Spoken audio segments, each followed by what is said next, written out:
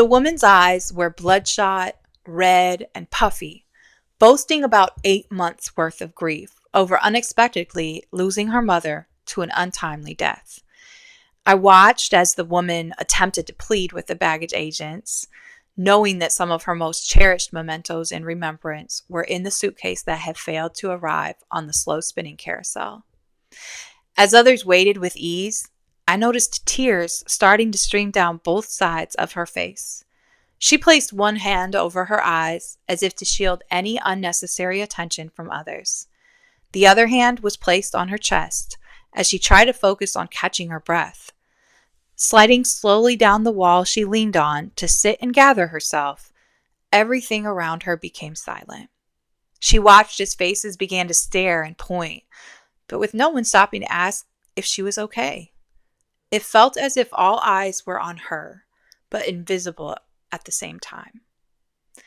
I may not even be doing the story justice because, well, that woman was me at an airport in Spain in September 2022, trying to make it to my dear friend Isha's wedding celebration activities.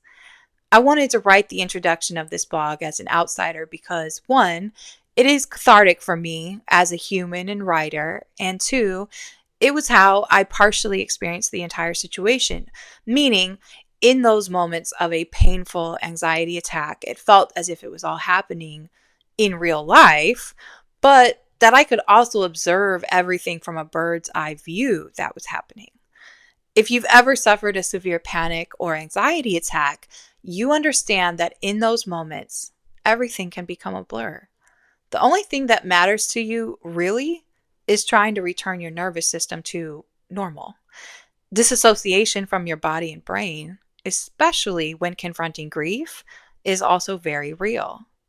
What I do remember is that as the crocodile tears kept pouring, I let them come. I didn't care what anyone in that airport thought. Little by little, I began to feel comforted by peace and understanding that can only be explained, in my lens, through the love of the great creator. It was as if Christ himself came and sat down next to me and said, "It is okay to cry. You don't have to play strong anymore." The plight of intentionality. I would love to sit here and tell you I always experience this feeling of peace and warmth from God, but that would be a lie. I actually think that when things in our lives are not in crisis or we haven't hit quote unquote rock bottom on our path, or for a moment, in some respect, it may be even more difficult to rely on our faith. And we often end up operating in our own strength or ego, wondering where our discontent comes from, even though, quote unquote, things are going well. In my personal learning journey, I have also realized that my personality is wired in such a way to be driven by beliefs and convictions. This is notable because we all have a unique personality structure, and so others may not feel or experience emotions in the same way we find ourselves connecting with a thought, opinion, feeling, or emotion. To sum me up, so you have a clear picture, I don't really do anything surface level, meaning I deeply drink the Kool-Aid. Who can relate? This has its advantages and barriers, as with anyone's unique personality makeup, environmental factors, and lived experiences. When it comes to designing life with intentionality, I just don't know how true that was in my own faith walk until I began to discover more about aspects of who I was: family lineages, spiritual, mental, physical, and emotional health, personality makeup, and addressing traumas I had buried very deeply and attempted to block out with overworking and social activities. Yes, I do include religious activities in this too, which can become an addiction, obligation, idol, and overextension of oneself, just like anything else. The truth is this: until we realize aspects about who we are and how we are made in the image of the great creator, it can be quite a frustrating battle to find contentment. In this article, I wanted to dig into the Bible to better study what Jesus taught about intentional living and maintaining a curiosity about what this means for us as modern day believers, practitioners, scholars, and disciples of Jesus' teachings. In John 21, we find Jesus as appeared to his disciples at the shores of the Sea of Galilee, essentially grilling out at the beach, okay? The men on the boat have been casting their net for some time and coming up empty. And again, empty. When they suddenly see a man, Jesus, they do not recognize him as Jesus until they come a bit closer. Jesus encourages them to cast their net to the other side of the boat, proving fruitful as he invites the boat to join him by the fire. Though they were not given a why behind where to cast their nets, they listened and believed the Son of Man was indeed who he said he was. A leap of faith, perhaps spurred on by a desperation to catch food. That's the beauty of the soul's faith journey. It must only make sense to you first. And sometimes our faith is accelerated by the current moment or circumstances we find ourselves. So how does this apply to our lives in 2025 and beyond? The disciples weren't getting any fish, but they did listen to the advice from Jesus. So the first thing that comes to mind that we can learn in our modern day walk with God is to pay attention to what we consume.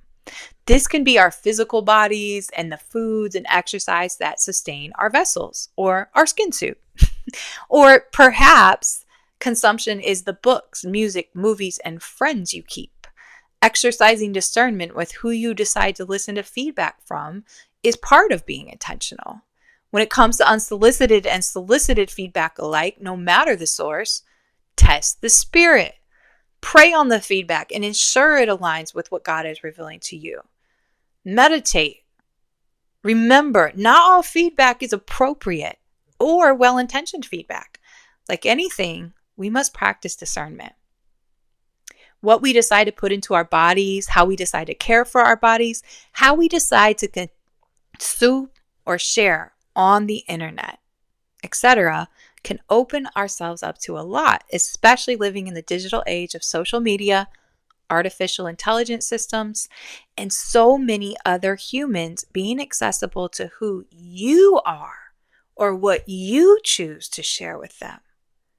So how in the big blue world does this scripture help me today in 2025 with being intentional, with faith journeys, friendships, family relationships, professional pathways, and more? How can this help me? How does it apply? So to recap the alignment with John 21, let's look at first, there was intentionality with Christ to say, you know what? I'm going to help them. Being intentional with just offering them a very simple solution, he didn't even give an explanation. He didn't say why. He simply said, try the other side, or cast nets to the right side of the boat. Essentially, he simply says, follow me, like he's asking for us to cast a net and trust him fully.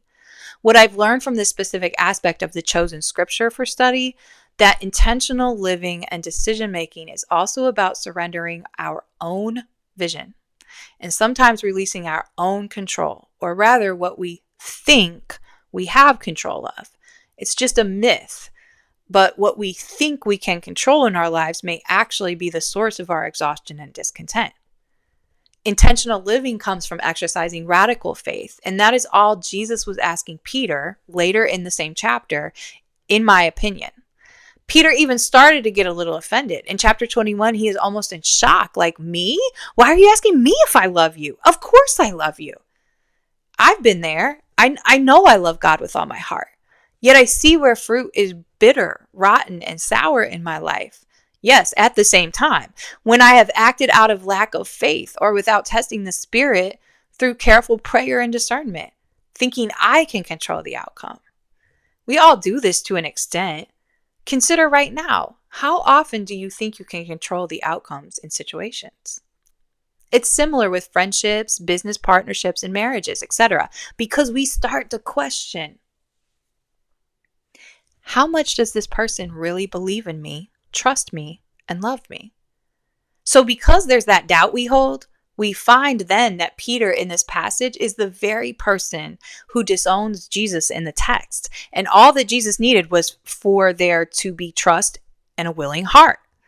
And I think that intentionality in our lives is about trusting that God will have the net to catch us when we take the leap can be a very, very challenging aspect of living intentionally, because when we're not aware of how much we're relying on self, others, our own vision, our own selfish ambitions, our ego or pride, all of the things that are just natural parts of being human, we fall into the same cycles, but ultimately engage in cycles that yield rotten fruit. So here's the charge for me and for you, for myself and for thyself, for me and you. There are so many applicable lessons to unpack solely in this one chapter out of the entire Bible. What I found myself reflecting on the most is my own journey with understanding my tendencies for anxiety and depression. These are very common ailments diagnosed to so many of us, among other common mental health conditions that we may wonder, how did this happen? Why am I this way? And the truth is, sometimes it is a bit of genetic predisposition, environmental factors, and our own lived experiences. For myself, if I am in spirals of anxiety, I, 1, try to over control, or 2, fall out of full belief and practicing of radical faith in God. I am naming it because for many years I was just unaware of some of these things in my own life. I just thought, and so did others, you work really hard. My work and career had become an obsession to avoid addressing years of anxiety, depression, and PTSD from traumas. When we are not aware of the things that may be triggering our unbelief and reliance solely on the self, we then often dismiss the parts of us that will require radical faith in order to actually have access to the life that God has promised us, which, as Ephesians 3 teaches us, is exceedingly abundantly more than we could ever ask or even imagine. Intentional living is just as much about radical faith as it is about planning and setting goals while having a vision for your legacy. So until next time, I'm curious, what does intentional living look like for you? How do the teachings in John 21 resonate with your own faith journey?